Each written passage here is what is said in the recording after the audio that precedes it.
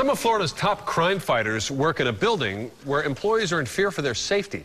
Our Taking Action reporter Jackie Calloway first reported on FDLE's mold problem in July. Now she's obtained the results of a recent air quality test. Jackie? Well, Brendan, indoor air quality experts hired by the FDLE came in and conducted tests in late July. This report contains further proof of what some employees say they already know, that this building has issues that should have been corrected by now. Mold has actually just shown up. Water leaks and a wet interior have plagued FDLE's Tampa headquarters for 12 of the last 19 years.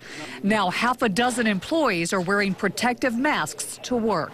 Why is this not fixed? Because you guys have been dealing with this since 2000.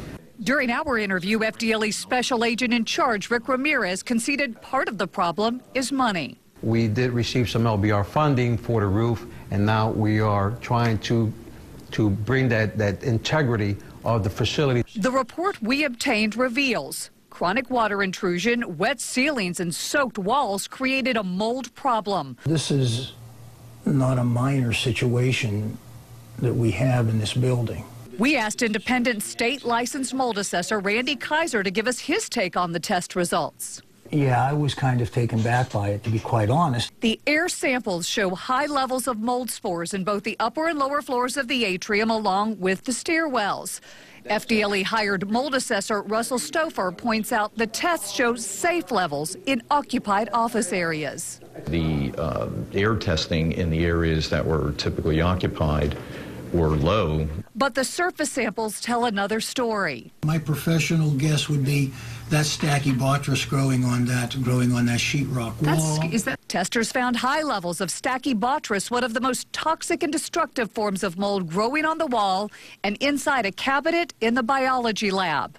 What goes on there? There's a DNA extraction room where DNA testing is conducted as well. Are you guys doing anything in that room as a result of this? We requested for a scope of work to be conducted, and that will lead us into the remediation process. These are areas where local remediation, just to get rid of that, should be done as soon as possible. The report came in more than 3 weeks ago, yet there's no date set for remediation. Sac Ramirez points out the RNC tied up almost all of their resources, but now his priority is to restore integrity to this building. But it won't happen overnight. This is a state process, so we would have to go physically out for bids, and then there's the announcement, so that could take weeks, if not months. Now, the FDLE says that only one person has reported getting sick related to what's going on inside that building. All the employees have been told about this report, and they've been given the opportunity to ask questions of the mold assessor. Now, if you're having a consumer problem, or maybe there's something you'd like us to look into, you can find me on Facebook. Just click like and leave a comment. You can also email me at Jackie@abcactionnews.com.